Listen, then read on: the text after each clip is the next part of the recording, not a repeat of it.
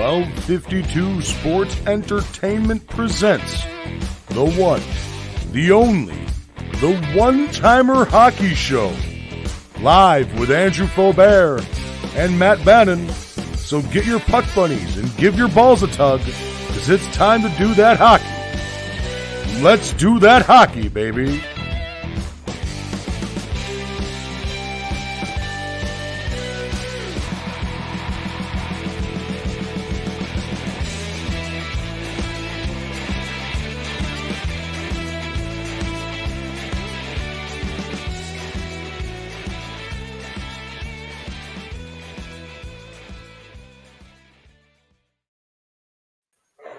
Hello, everybody, and welcome back to a very special Wednesday episode of the One-Timer Hockey Show. I'm here at the Whistle Sports Bar and 59 Second Satellite Studio in Schaumburg, Illinois.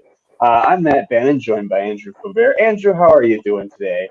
I'm good. The Bucks are in the playoffs. My Red Wings are starting to look like a mess. But I'm good. How are things over on your end with your Blackhawks? Oh, sticking par for the course. They were on an 8-game lose streak. They won a game, and they're on, I believe, a 5-game losing streak. So, we're just keeping it back to the basics of tanking for next season. A very Chicago thing to do, as it would turn out. But you know who is not tanking and is playing tonight, Andrew? Yes, I do. I think for everybody else, that's the U.S. and Canadian hockey teams for the World Junior Championships tonight, and that it'll be quite the game. What do you think? Any predictions on that one? Canada, obviously. Duh. No. It's 1-0 right now. I think is at least what I got home and I saw for the States. Okay. I'm actually gonna go get an update. Junior scores. Yeah. But who was it? Czechia won today against Sweden, so whoever wins this game, yeah.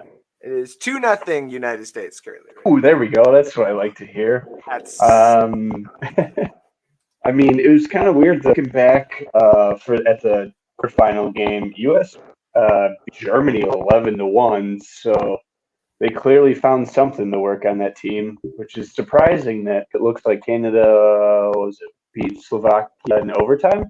Yeah, that for their game. Quarterfinal. Man, did you watch that game by any chance? I caught bits and pieces of it, and I saw the OT winner, but that was it. So, for context, I did not. I saw the OT winner, and I was like, "Oh yeah, I do not need to state, and we do not need to state again." That this is the next McDavid. He could possibly be better, and I'm gonna still stand by that because everyone was like, "Oh, McDavid's gonna go to the Oilers. They ain't gonna be shit." Well, they haven't done shit, but at the same time, too, who's your Art Ross winner almost every year? Who's making the highlights every single year? The guy is a living highlight reel. So, that World Juniors, that goal that he scored, there's way more context to it. So, the beginning of the game, Stankoven got checked. One to the chest and then a little bit below, but to the back. So he kind of got like weird. Yeah, wedged in it. Yeah. And it obviously Bedard didn't like it because he came streaming in. Ladies and gentlemen, streaming in. And he had hate, and he didn't give a fuck if he was gonna get thrown out of the game for fighting. He wanted to. The dude was looking behind his shoulder like this. And when Bedard put up his hand, like he was gonna punch him, the dude twitched. And at that point, this is where it gets fun. Canada's second goal, because they are already up 1-0 at that time. Canada's second goal. Bedard passes it over, and I can't remember who scored, but it becomes 2-0. So for the Canadians are celebrating behind the net. Right as it happens. Bedard's over on this side. He goes to skate over to celebrate, and he follows one of the Slovakians. And he just, you can see him mouthing. But to me, it was basically like, you think I'm fucking done? Buddy, I'm not fucking close. Let's go. Oh, yeah. So, there's still plenty left. Now, that kind of fucked up for Canada. because on the flip, and I think that's kind of going into this game right now too, that Canada's going to have to pull something out. Canada, what they did is they allowed Slovakia to basically go back, and the coach was just like, you see that? You're under Canada's skin. You ain't shit. Yeah, use it. Them. Yeah. Yeah. Nemec and all those guys, they used it. They utilized it. They got 2 quick goals. It was 3-2 at one point, and they tied it. Mm-hmm. And then it goes to the overtime. So now you take all that has happened throughout the game. Like, and Bedard and I think it was Nemec almost went at it again at one point too. Ooh. So nice. So good game though. Yeah, you take all of that kind of stuff, go on. Then you add in the 2. So the amazing save by the Slovak goalie at the end of regulation was like, ooh, that was good. And then you get into overtime and he does it again. And then our goalie goes and does it again because he's already made a couple throughout this tournament. And I'm like looking at this highlight thing, and I would be like, I would have had a heart attack watching this, man. Like, fuck. Yeah, that would have taken a few years off your life to witness it real time. Man. So Canada finally gets a penalty towards the end of the first overtime, and Bedard, like, he shot it a few times. Shane Wright almost put it away, like it slipped through the goalie's arm, but it went high up the post and out. So Bedard just finally, after he shoots it like 2 times, gets it back on his stick and literally just goes in deeks and puts it back in, and he wins it in overtime for Canada. And I'm like, very nice. Obviously, he's going number 1. But now I'm looking at all the moves that the Red Wings have started to do, and I'm like, Yzerman, you're a fucking genius. Because you know what? We're banged up, and you want us to go and compete? Sure, that's fine. It's only going to take us so far when Nedeljkovic and Hellberg are now your backups to Vinny Husso. And Vinny Husso is not going to be the great fucking savior if we don't have a healthy squad in front of him. Yes. So healthy being the key word there for this current team. So now I'm like, if the Rangers did it a couple years ago with Lafreniere having like the 12th overall, the 14th overall odds and stuff like that, fucking help me God. There's a chance, and I'm all fucking. There is a chance. I want Bedard on the Red Wings so bad. Oof. I will only accept him on Detroit, or there's another team that I absolutely think he's getting drafted to. We will get into that in a moment. But what do you think? Oh, yeah, certainly. Oh, and you'll be happy to know it's now 2-1. And anybody want to take a guess as to who scored the Canadian goal? Was it Bedard? It wasn't. Let's fucking go. Y'all pissed him off. You did it. Yeah, fuck him. They're playing heave away. That's going on. Oh, yeah. Probably going to end up having a high-scoring game. I have that feeling. Look at this. What is this? No. We got Scott tuning in here. Thank you for tuning in. He says, "Go Blues." That's actually like his hated team. I did not realize that until we started doing the show together, how much he hated the Blues. And now I don't talk highly as much about the Blues as I used to. And I appreciate that. And then Hard Count Football comes in here, says, "Sorry, Andrew, Devils money line feels free tonight, buddy. Free money. We got Rasmussen and Perron on the first line with Larkin. Please, by all means, like either hit the money line for the Devils tonight, or like take the over, depending on. I was going to say the over for sure is. As long as it's not Vinny. If it's Vinny Husso, you might get screwed over, and you might get the under, but I'm going to unlikely. Yeah, lots of high scoring goal games tonight throughout the. I'd say so. Your Blackhawks really fucked me yesterday when I bet on that game live. Right after the second period, live bet was under 4.5 goals, and it was dog money. And I'm like, duh. Yeah, that's what Tampa puts up. Gotta be careful with that. Dude, like, what is your team doing? I really don't know. That was because it's funnier because we had the first goal in the last like 3 games only to be immediately blow the water like that. I think it was 4-1 was yesterday or something, and then it was 4-1 again, and then like 5-2. It's crazy how much we like to give up leads now. Well, full on tanking. I get it, but and the thing is too is People forget if you get the first overall pick, or like the odds for the first overall pick, the worst that you're getting is third. Yeah. That there's no like you fall to the 14th overall spot. Like that doesn't exist. That would be it was and I was thinking about this because I was talking to my girlfriend about it. 'Cause she's like, you kept talking about and what was it? And I showed her the I guess the Tankathon page where you can look at all the stats and simulate it and stuff.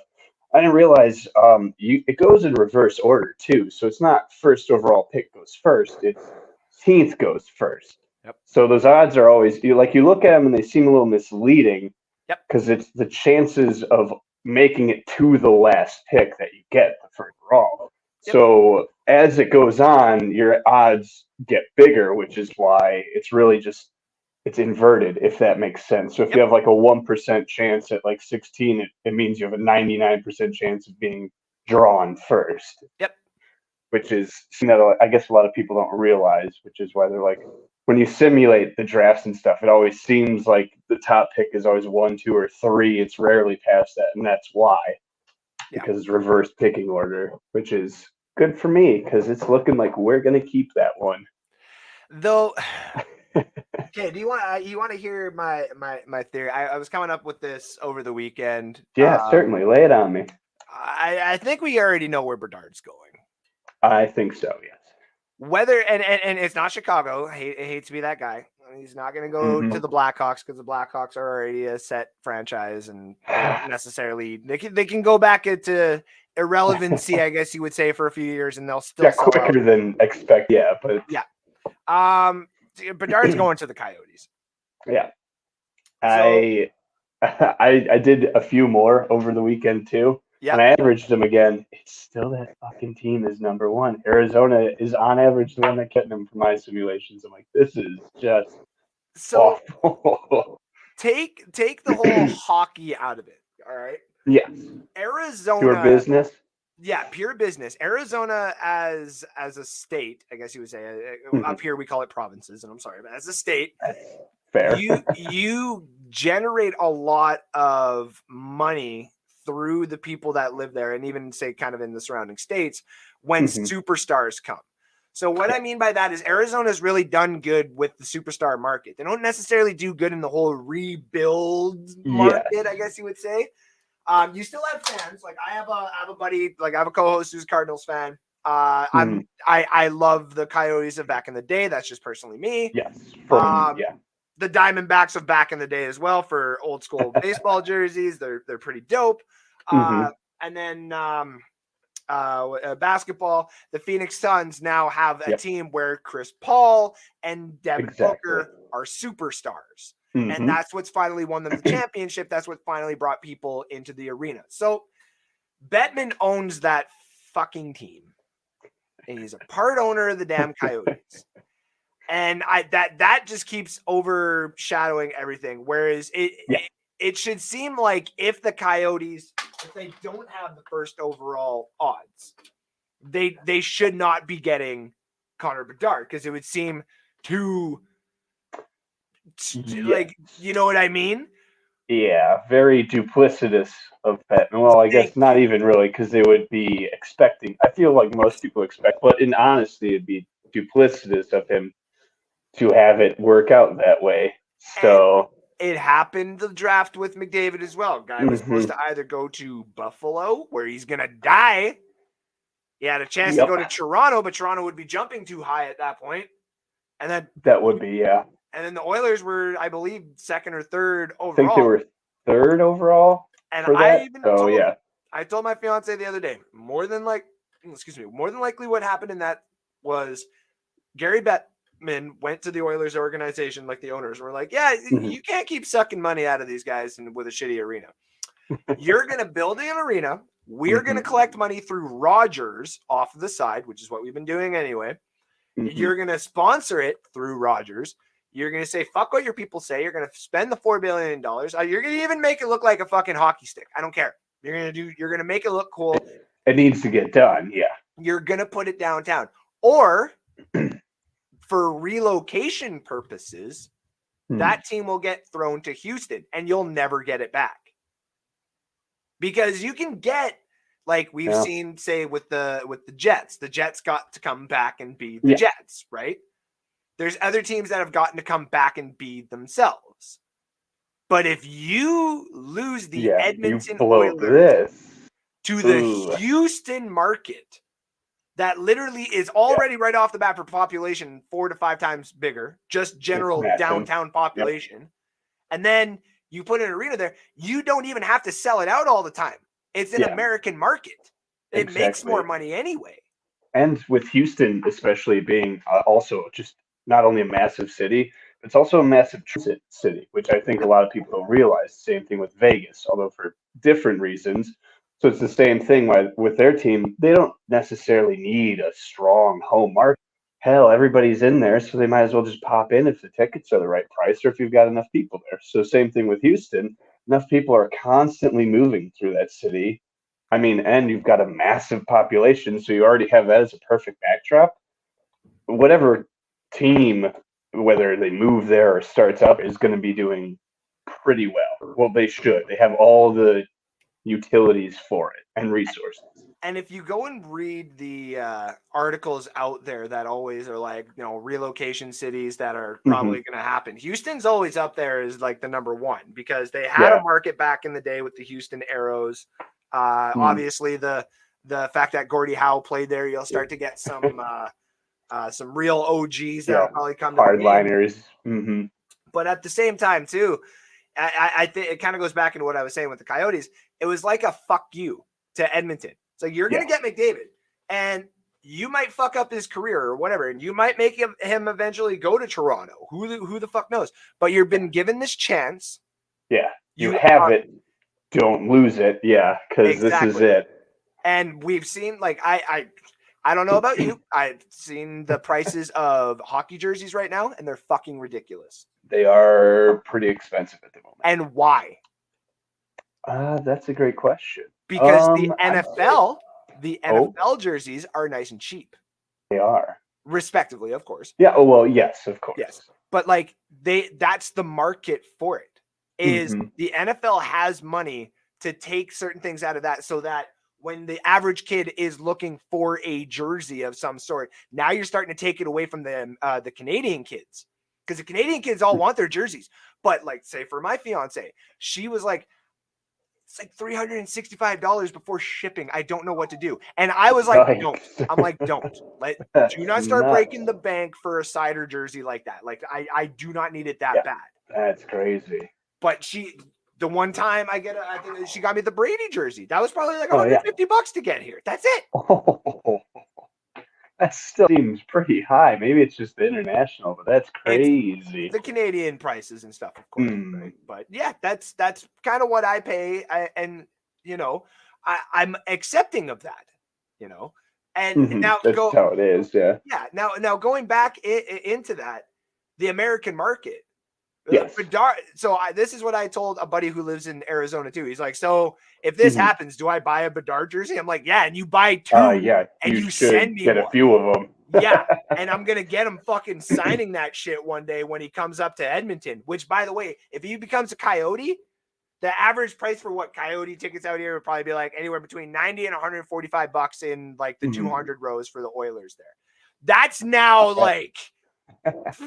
Yeah, that's gone up quite a bit. So here's the other part of it too.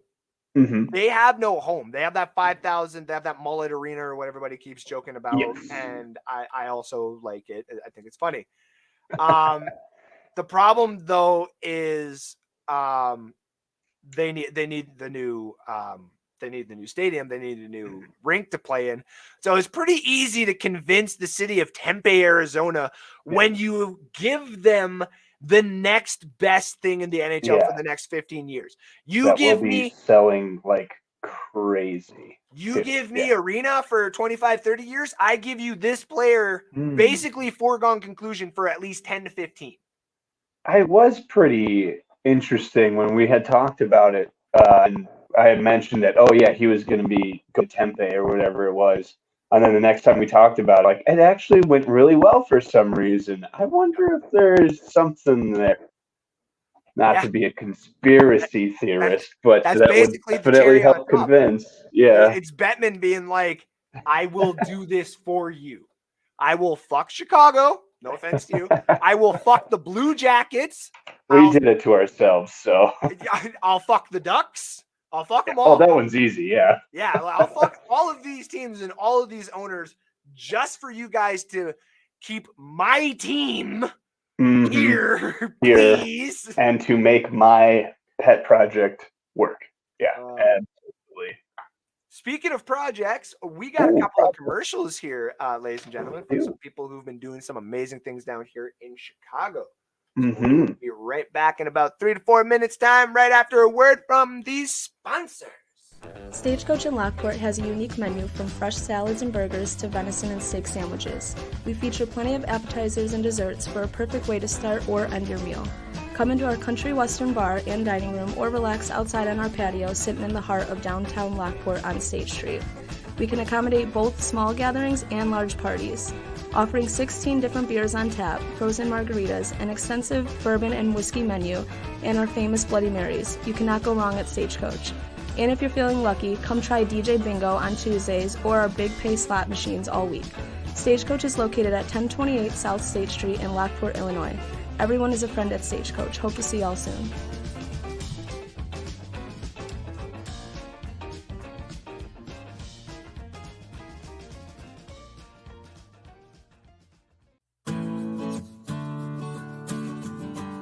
Hi, this is Kathy O'Connell at Coach's Corner, located at 8118 West 143rd Street in Orland Park. Our phone number is 708-364-1026. We are Orland Park's #1 sports bar. Come in for our wonderful beer menu and seltzers with a fully stocked bar. Watch a game, drink a beer, and try something off our amazing menu. We have everything to choose from: nachos, potato skins, and our house-made bar chips to start off with. Then try our tacos, burgers, and one of our delicious sandwiches. And don't leave without trying our famous jumbo wings. They do not disappoint. Coach's Corner. It will sure to become your local bar. Again, we are located at 8118 West 143rd Street in Orland Park. Come see us today.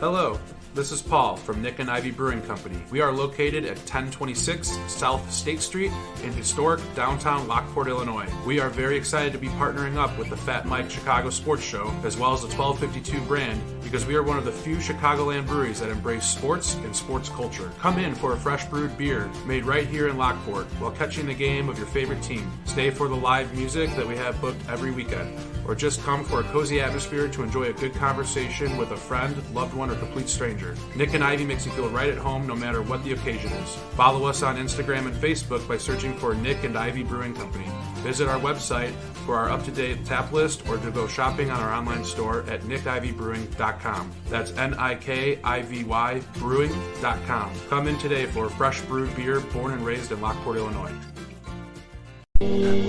Fuzzy football, are you ready, brother? Real football action on a glossy game surface played shuffle style. Slide a shuffle puck at pass or run targets, and a free mobile app keeps track of every game detail.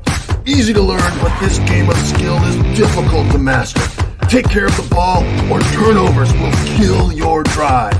The game is guaranteed to get your competitive fire burning, and it's perfectly sized to take anywhere. The park, a barbecue, your next tailgate, or fun at home on game nights. Fuzzy football is simply the best, most realistic and competitive game of football available anywhere. Add defense when your skill improves and take the game to the next level. The perfect mix of fast action and real football drama, where a last-second Hail Mary can break hearts or make champions.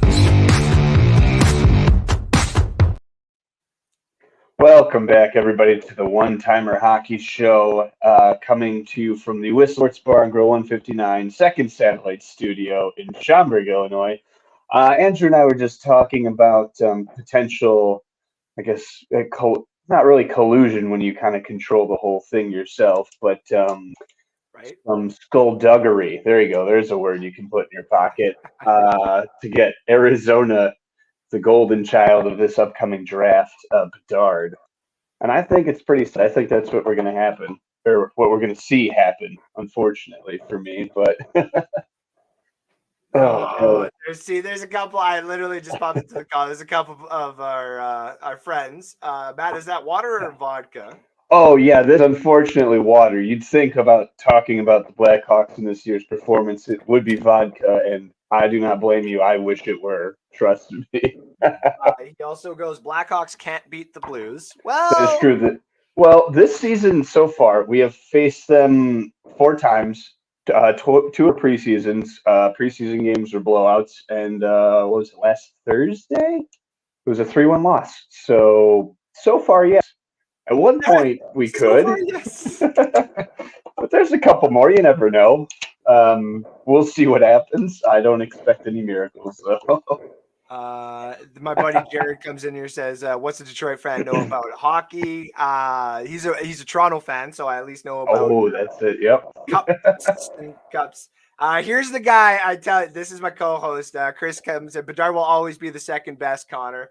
Sorry to say it, buddy, but if he goes to the right location, it's not going to happen. He's going to flourish. We'll see. He's going to flourish. And honestly, I'm going to stand by it, sit by it, whatever the fuck it is. Only because I live out around the Edmonton area, and every single time Bedard comes out here and stuff like that, he's going to put on a show. You know for a fact that he's going to put on a show. McDavid's also going to put on a show. Yes. I'm not taking anything away from McDavid or the Oilers or anything like that. They are a great squad, but I do kind of agree with some of the talks out there, like from the Spit and Chicklets or from a couple of the other guys there, where it's just like, what are the Oilers team without, say, like Draisaitl? Like if it's just McDavid. And then what is the team without McDavid if it's just Draisaitl? Or fucking what if both aren't there? But I don't ever see that happening. One's got to finish their career there. Oh yeah, definitely. McDavid will remind Bedard why he's McDaddy. And again, probably, but like yeah, the same reason why McDavid has developed into the player that he is. He got beat. He's been beat. He's been shown up. He's been shown that his team can't necessarily get over the hump as like a whole team. He's got to put it on his back, or the coach, as I've said so many times, stop splitting up Draisaitl and McDavid, as actually we've said. Stop splitting up McDavid and Draisaitl. Let them play together and fucking stop. Just stop. You better drink something. You'll get dehydrated. Oh yeah. We literally played games without Leon, and Connor elevated his game. That's this year, which is good. I was going to say, yeah, it's good. That shows that he's learned or adapted how to, but in years prior, I remember that not being so good. Well, him not being at that level, I should say. Again, because him being bad is not true. But him being as good as he should be is exactly it. His rookie season, he was already up there with like, in my opinion, like of skill sets. He was up there with Stamkos. He was up there with Crosby, though Crosby has a different kind, I guess you would say. Yeah, a bit of a different dynamic to him, yeah. Yeah. So like McDavid came into the league already with that. And that was awesome to see. I mean, he got injured in his first season, and every Oiler fan, I'm pretty sure if I asked Chris right now just to name me the player that injured McDavid in his first season, he'd tell me. I know it was against Philadelphia. McDavid's developed into this great player. It just sucks. And I'm not saying this to piss off Oiler fans. It just sucks that he hasn't gotten the cup yet. It does suck that he has not been able to. Now, mind you, he was close last year, but like he had to go through fucking Colorado. And Colorado, good luck with that one. Colorado sucked for 8 years to assemble the squad that they had. So, do Crosby and Malkin play together all game? No, but they play the best when they are. But that kind of goes into my point. You need to develop the whole team around them. You know what I mean? Like you have to develop a second line. You got to develop a third line where then you can split them up and you don't have to worry about putting them back together, I guess you would say. So, yeah, because like you always drag back to the same old ways, and that clearly can't. Well, that'll work and win games, but win championships, maybe not so much if you have to rely on the one trip. Like there you go, Taves. They do not play together all game, although they've recently been. See, this is the same thing. They keep mixing up the lines to try to get it to something to work. If you believe they're trying to win the game, but then they just don't really do it because they're so used to being Taves was line 1 and Kane was line 2 for so long, and they only ever really played together on the power play or injury or line change mid game. Yeah. And this season's still not working because that chemistry is either not there or, well, I had mentioned a long time ago, I thought back in one of our earlier shows, I thought Kane was hurt and dealing with a nagging injury. Mm-hmm. He left the last game with a lower body injury, and I wonder if that's something that was always there, kind of slowing him down. Mm-hmm. It shows you can't revolve on one line of two people. No. It just doesn't work. We talk about, like, we're talking about, say, some of these guys like that we don't split up. But if we talk about success of, like, say, teams that have done, like the LA Kings, right? Boston Bruins, they all are teams that can actually and have proven that they can win with, say, 2, maybe 3 superstars, depending on what you would call that Boston squad and what you would call that Los Angeles squad. Some people would say you have to do Kopitar, you have to do Doughty, but like if it wasn't for Jonathan Quick, that team doesn't fucking win anything. And people would say Dustin Brown. I'm like, well, that now you start throwing like a Dustin Brown in there just to throw that conversation. Now you're talking about the Tampa Bay Lightning back in, what was that? 04? Was that 5? 4 or 5? Yeah, when they won the cup with like Andrew Chuck and Richards and Martin St. Louis and Le Cavalier, like that's the squad, right? And I like Chris makes good points. They got Kane, who had 30 or 40 goals, and he is injured, and that does suck. Having a rough season of it, but rough. So that's how it is. And you can't, and that one is like a fluke. Like you can't really say anything on that. You could just hope that like, what the hell is that? Clem? I can't. What the fuck is his name? Clem. There's a 21-year-old I can't remember on the Oilers. I keep seeing. I like the way that he played. There's some the young guys are showing up. And Skinner was good, but they still lost to the Kraken last night. I reminded Chris about that because he wanted to remind me. I'm like trying to do this transition on the New Year's show, and I'm like, all right, let's get to the next one. And he just kept talking like, oh, yeah, Seattle sucks, by the way. They just got scored on again. I'm like, could you fucking not? Like, shut up. And so that's why must you do this to me? Yeah, I'm like, can you just give me a second here? So I was like, listen, you're gonna hear it now. Here's the Kraken logo. Remind your fucking roommate what he has to deal with today and shit. There we go. But he does. We're missing Kane, who's a 30 or 40 goal scorer, which is true. True. And then he gets put online with say like Draisaitl or McDavid, and it works out. And I don't mind that. Nuge having a career year, which is true. He's like top 10 in points. No defense, but that's the thing. As a person who's had Ken Holland, it's gonna be hard for you to trade for fucking defense. Doesn't like giving up his picks. He really doesn't.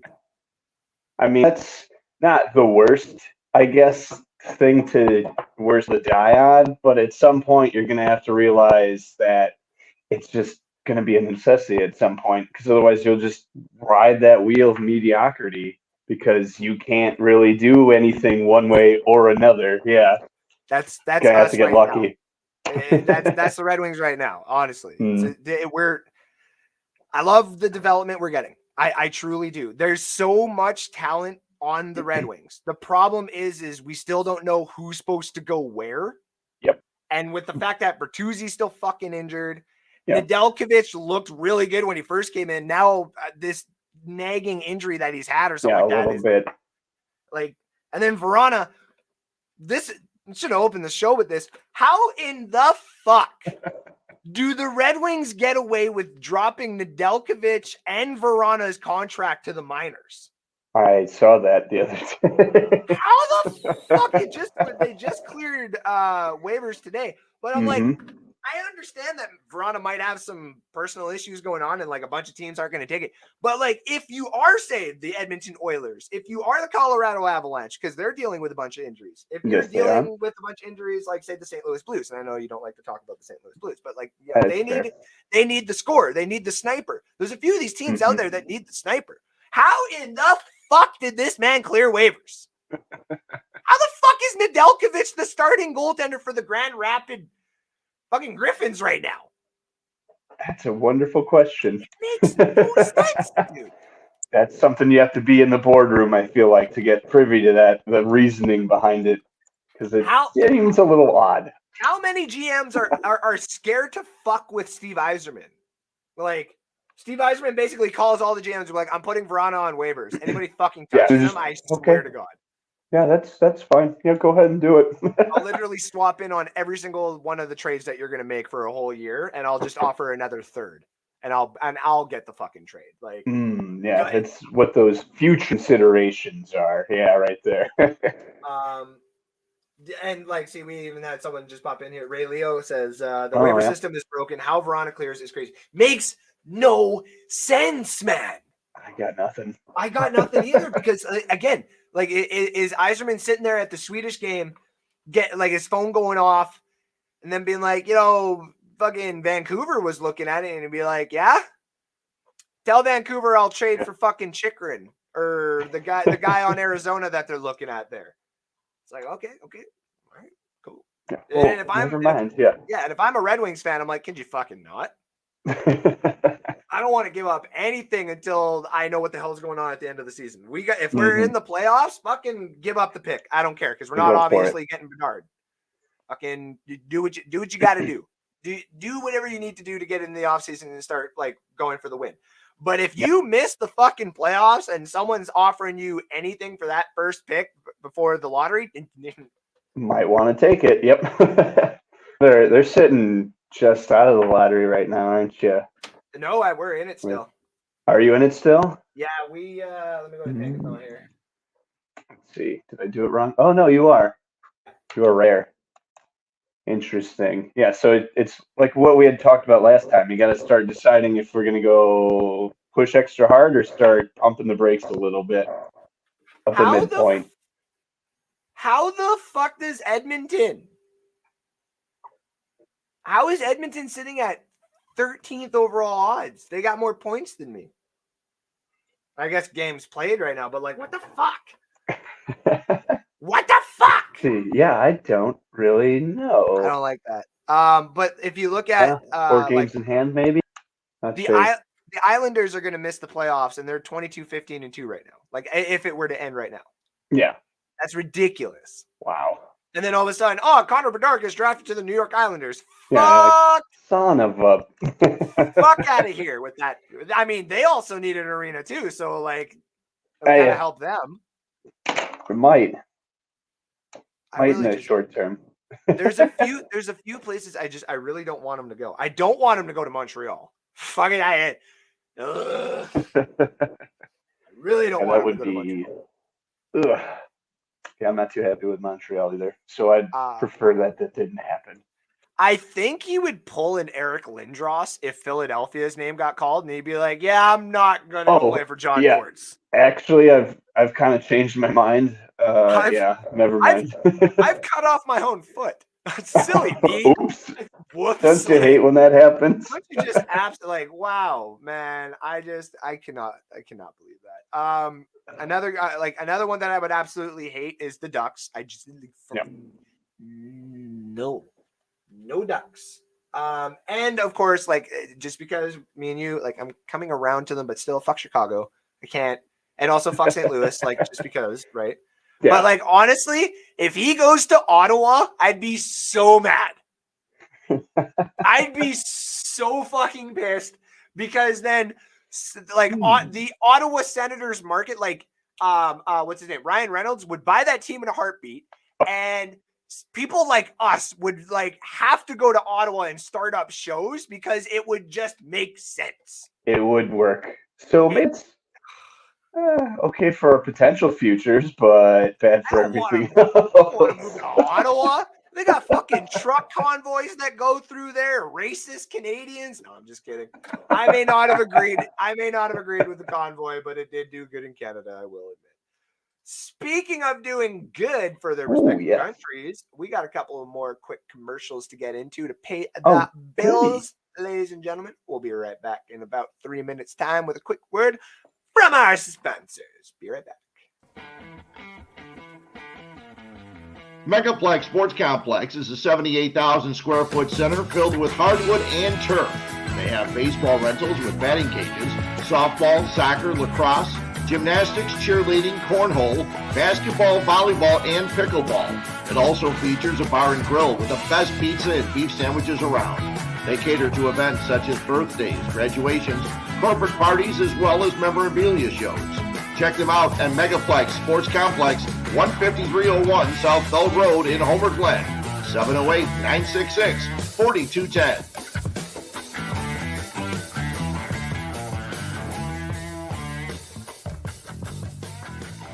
Hi, I'm Jonathan Darren, licensed real estate broker with Coldwell Banker Real Estate Group in Homer Glen. Are you looking to buy or sell? Have you been disappointed in the past? The Jonathan Darren team with Coldwell Banker Real Estate Group focuses on providing you with a concierge level of service during the process of buying or selling. We are a service-oriented team with a fresh and professional approach to selling real estate. Our goal is to combine knowledge, skills, and passion to exceed our clients' expectations, and most of all, we truly care. We are a knowledgeable real estate team focused on offering expertise and innovative solutions for our clients. The Jonathan Darren team has 5 full-service real estate brokers and a dedicated full-time marketer servicing all of Chicagoland. We will customize a detailed plan around your timeline for a sale, purchase, investment, estate, or other needs. Real estate transactions can be stressful, but don't need to be. Let us handle it for you. Visit our website, homesbyjdt.com, or call 708-308-1938 today. Expect better in real estate. Choose the Jonathan Darren team.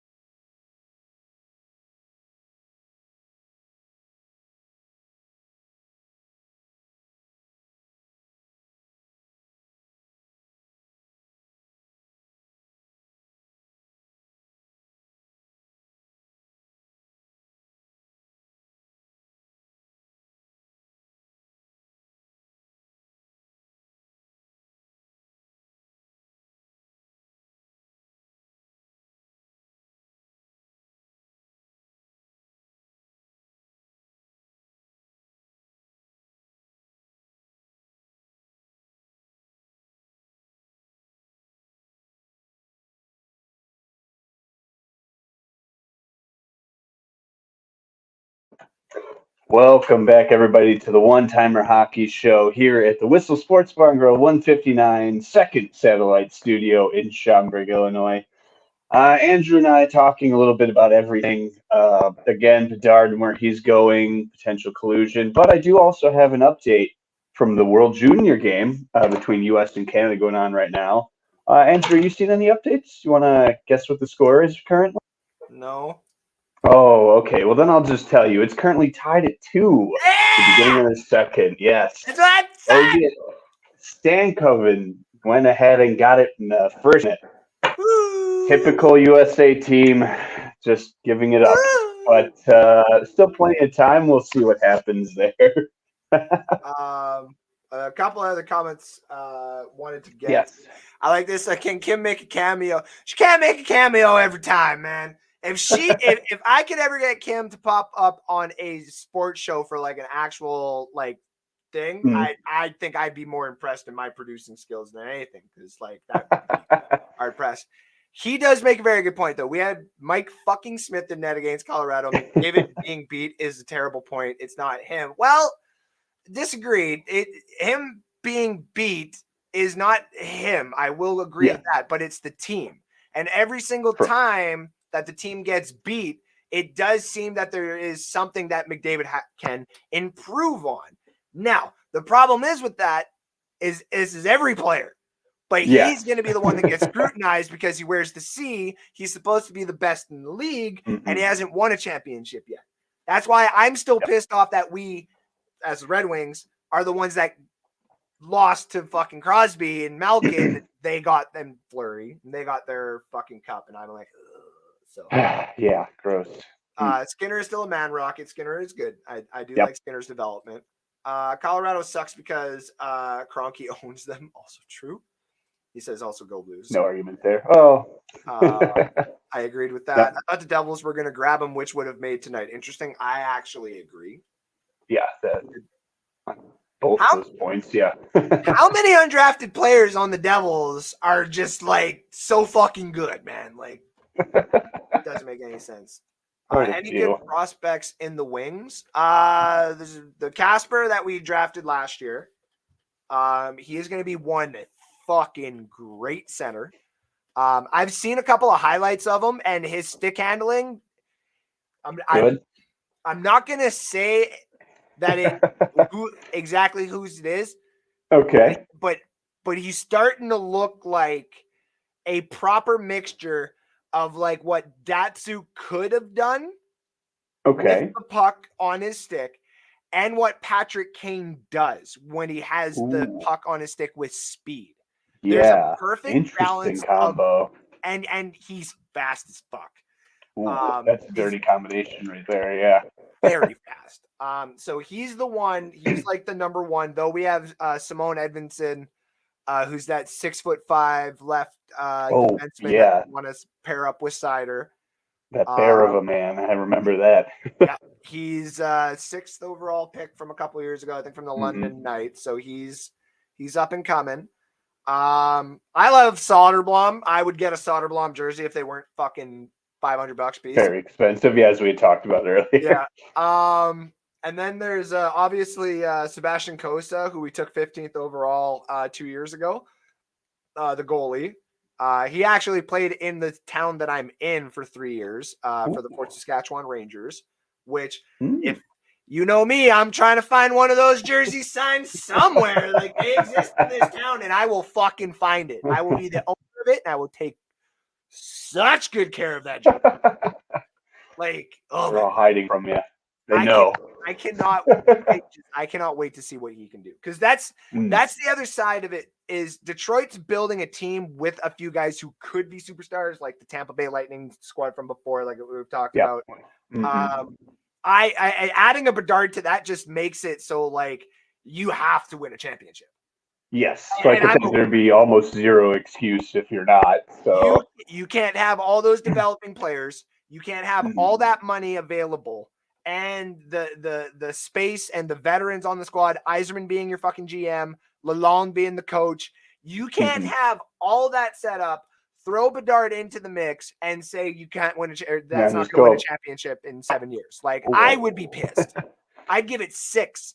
I'd be like, you have to spank McDavid. You got to spank the Avalanche out of that division. You got to spank the last desperate chances of Toronto.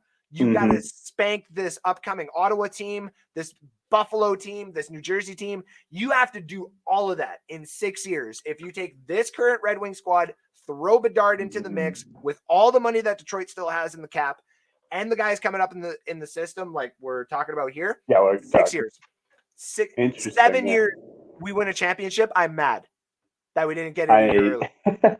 I feel like that also comes down to you got to perfect your utilization and stay away from the injury bug over there. Because I think that's really the only real problems Detroit's facing right now are those two aspects of it. And one you can't really control. So anyone who doesn't isn't going to Arizona.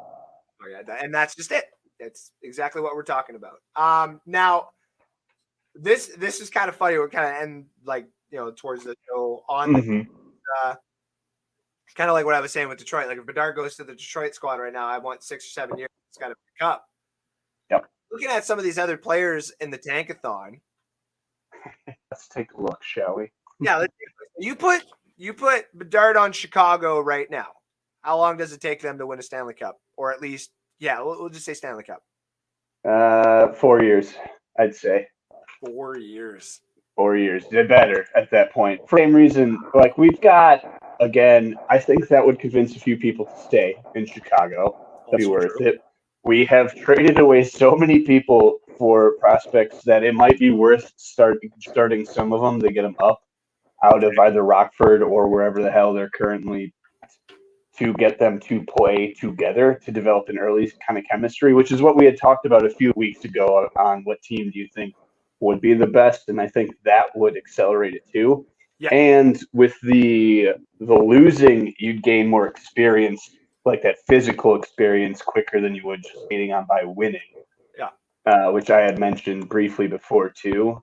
So I'd say with proper management and assuming that the management actually wants to win, I'd give it 4 years. It'd be difficult, but they could do it.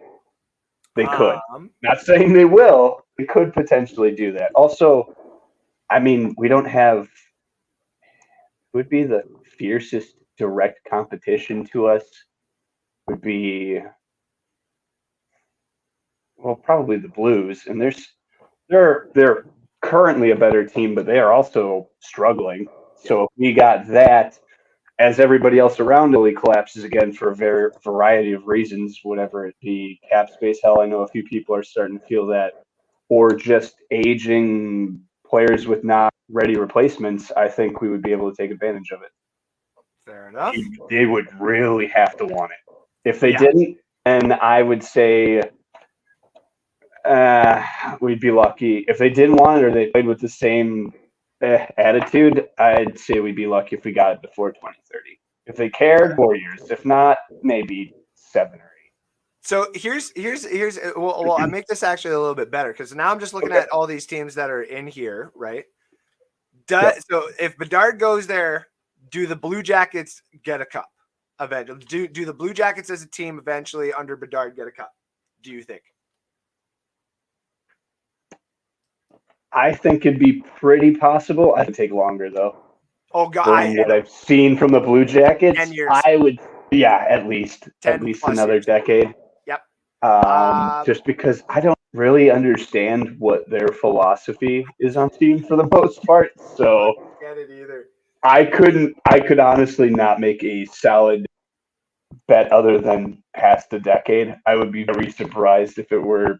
Buddy, they're like, I don't know. They're one of the most ass-backward franchises, respectively, I've seen, where it's like when you assemble this fucking godly squad that beats Tampa Bay and like Foligno and all those guys back in the day, and you just the next season say, fuck it, Foligno to Toronto for a 7th and all this kind of stuff.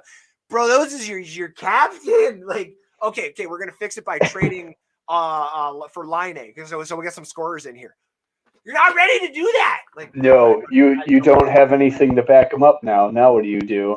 Oh, Johnny Gaudreau has now taken $10 million of your cap. It's like, what happened? Yep. Why did you sign here? Gotta love it. It's like that. It's the Columbus Blue Jackets. I'll put it this way: are the perfect representation of that meme. You know, the guy riding the bike and he takes a stick and he shoves it in his own like spokes. He's like, why would they do this? That's them. So a decade plus, I would be surprised. I agree with that too. Yeah, decade plus, 10 years plus. San Jose get a cup under Bedard? I think they could do it in 8. Right on the nose of where I was thinking, dude. Yep. Right on the nose. They've got the problem with the aging players, and they're starting to get age.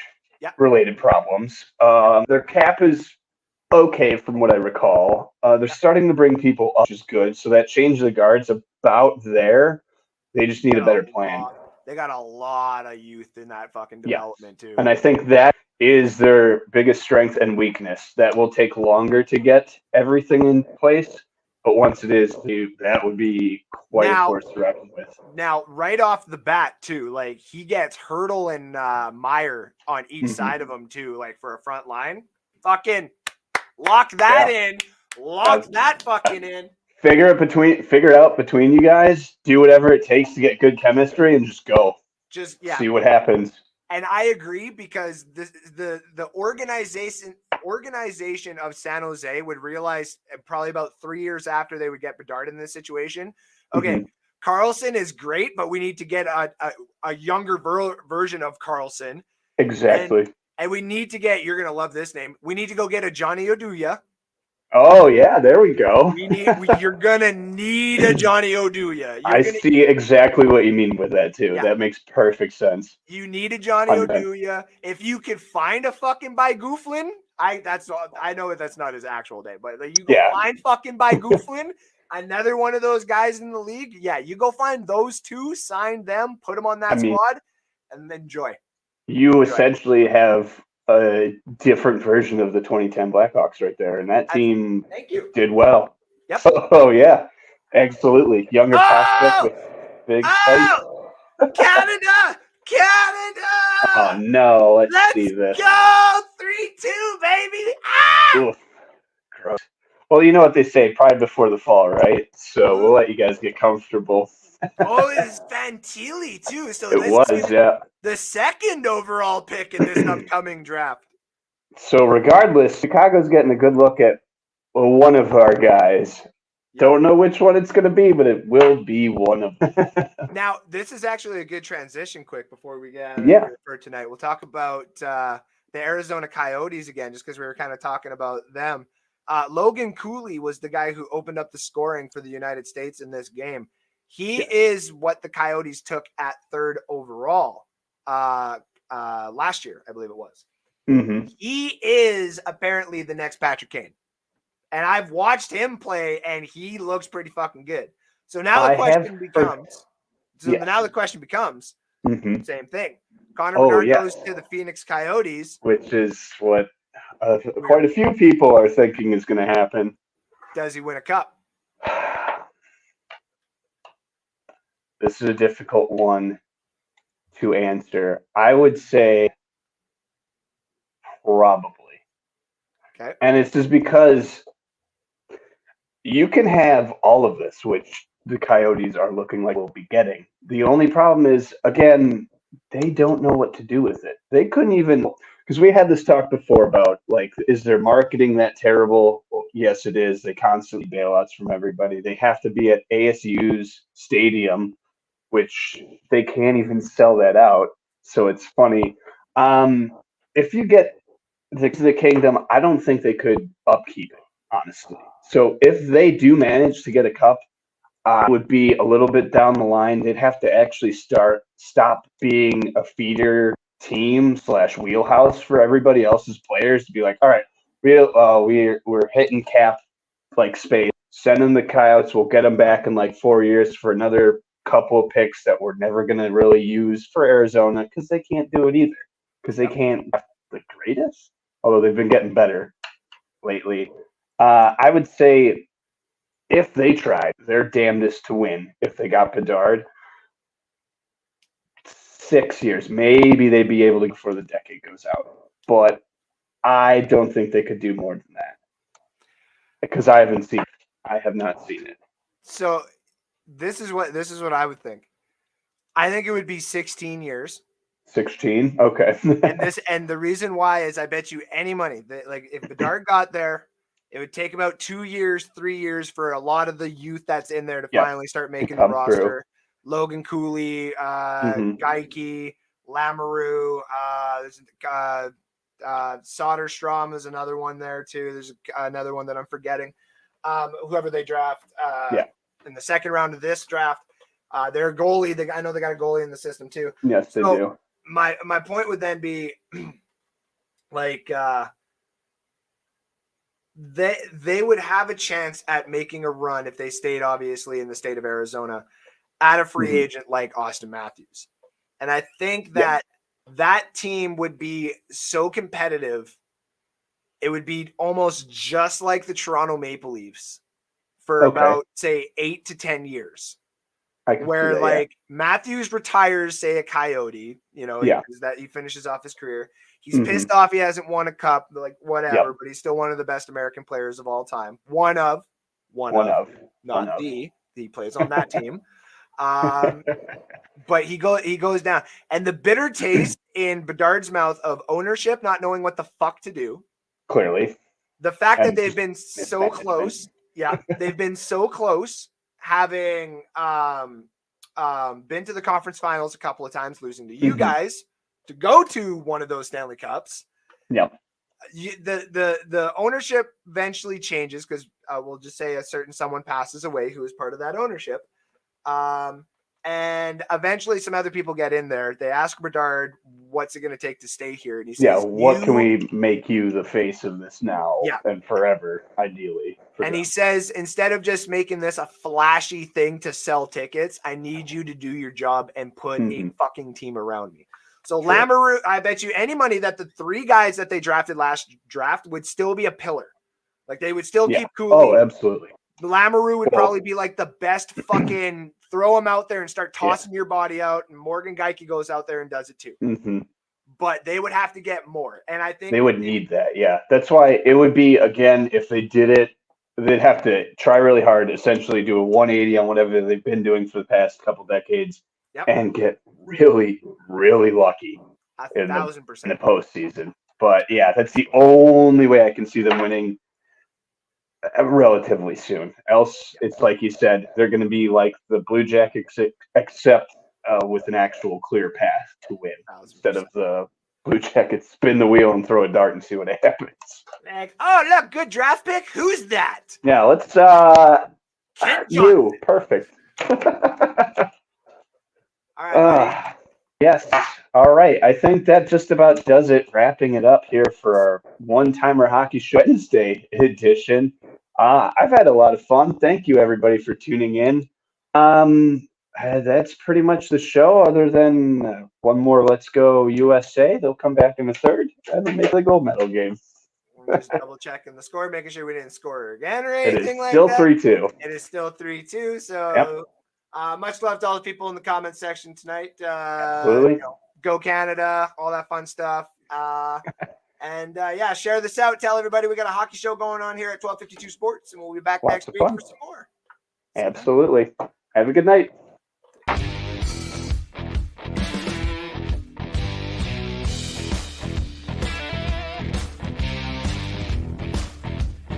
.1252 Sports Entertainment presents the one, the only, the One-Timer Hockey Show.